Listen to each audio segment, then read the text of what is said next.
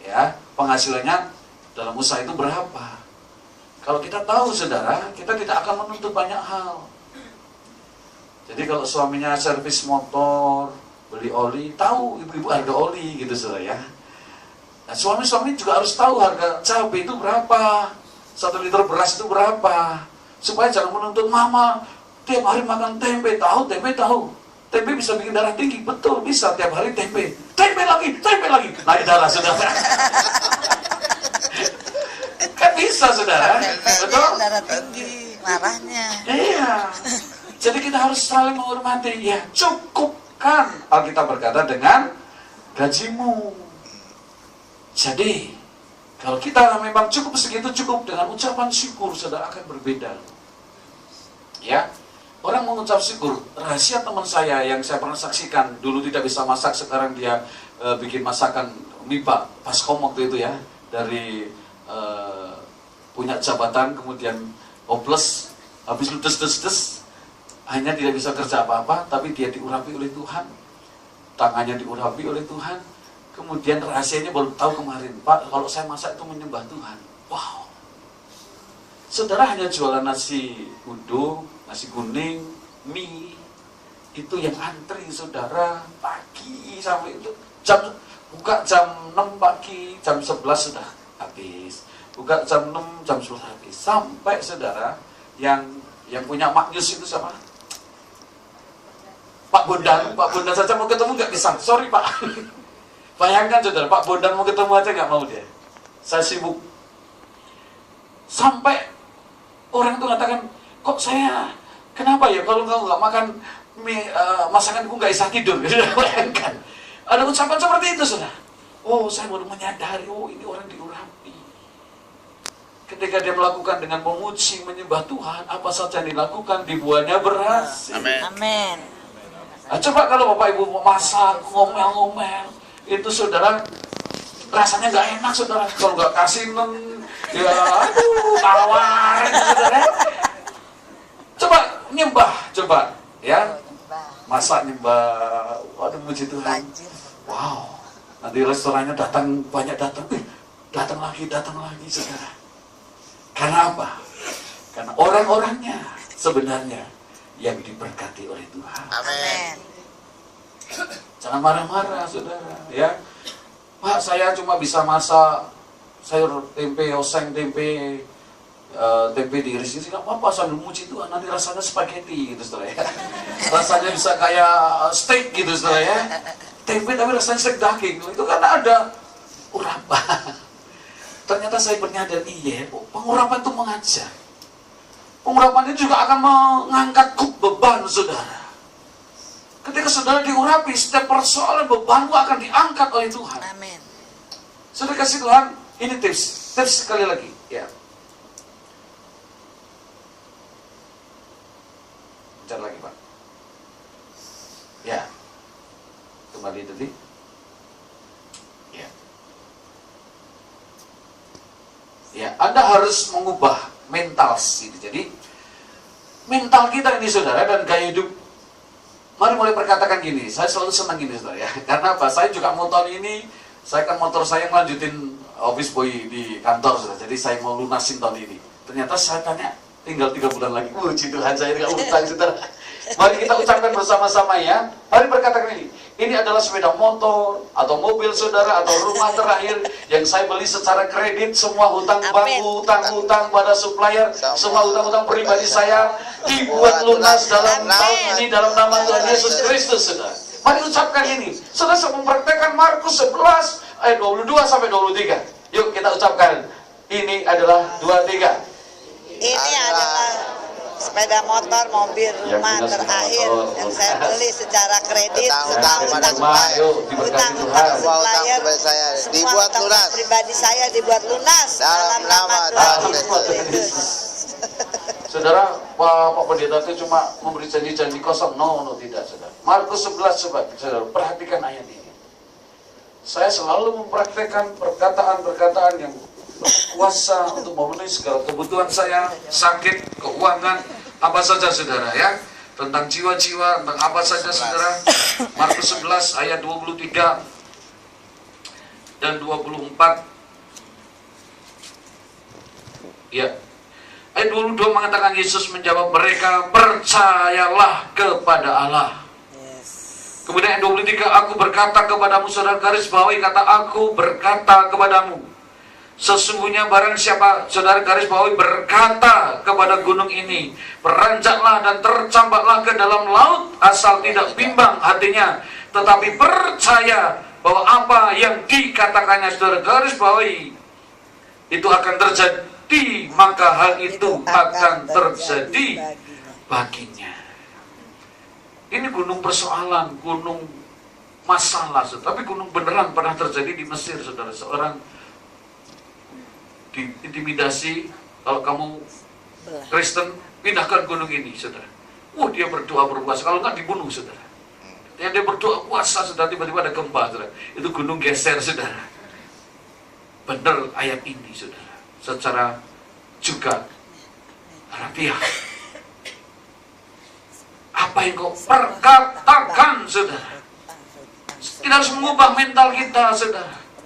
Jangan diam, jangan pasif gitu, saudara. Tapi ucapkan, mulai perkatakan. Firman Tuhan ini akan menjadi hidup. Logos akan jadi rema, saudara, ketika saudara ucapkan. Amin. Ketika saudara menerima Yesus sebagai Tuhan dan Juru Selamat, dengan ucapanmu akan diselamatkan. Amin. Jadi mari kita melatih, saudara. Tuhan sudah berikan kuasa itu. Ternyata salurannya melalui perkataan, ucapan. Iman, saudara, ya. Ubah mental dan ciptakan aliran bebas utang. Ini yang terakhir, saudara. Kita akan ciptakan aliran bebas utang ini. Bagaimana kita menciptakan aliran bebas utang? Anda harus hidup di bawah tingkat-tingkat langit yang terbuka. Saudara, kenapa langit kita tertutup penuh belangga? Tidak terbuka, saudara.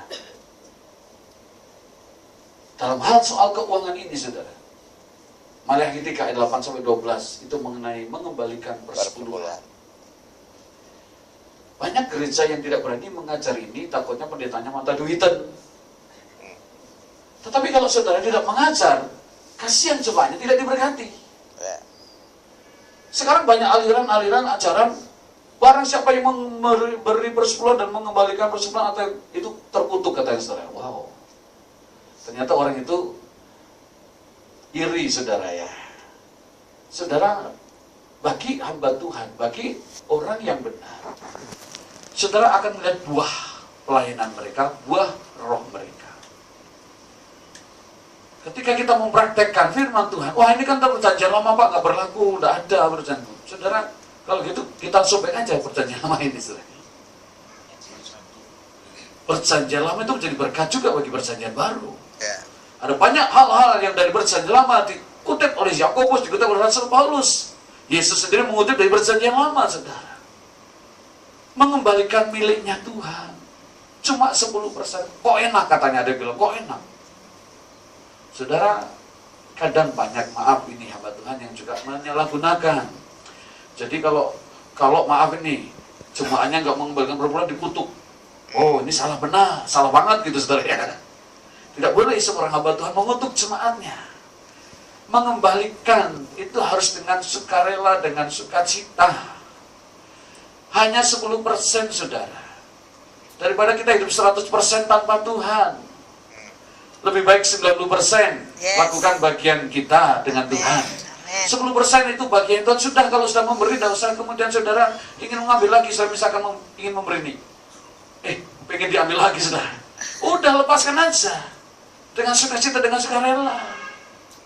Itu bagiannya semua orang sudah, Tuhan sudah melakukan, sudah mengatur demikian rupa, saudara. Karena semua persembahan yang saudara kumpulkan itu untuk juga pelayanan pekerjaan Tuhan, untuk sewa gedung, untuk hamba-hamba Tuhan. Saudara, kalau kita belajar firman Tuhan, ketika saudara menghormati hamba Tuhan, apalagi yang mengajar dan berkhotbah, penatua yang baik, yang mengajar dengan baik, itu harus dihargai, harus dihormati 2 kali lipat, saudara.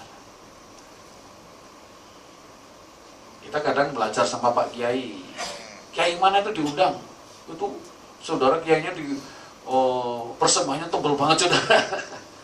mereka berani membayar kiai ini, kiai itu. Hakim misalkan diundang di Budi Harrison, kalau nanti bertobat. Kalau dia hakim itu, waduh. Tapi saudara, kita bukan berarti menarik gitu, tidak saudara.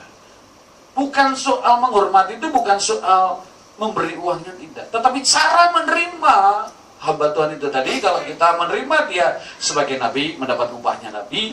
Kalau kita menyambut dia sebagai rasul, dapat upahnya rasul. Kalau dia menyambut sebagai seorang pengajar, saudara dapat upahnya sebagai pengajar. Dan saudara akan dapat berkatnya di sana, saudara. Mari kita sambut semua yang melayani. Amin. Dan menghormati satu dengan yang lain. Amin.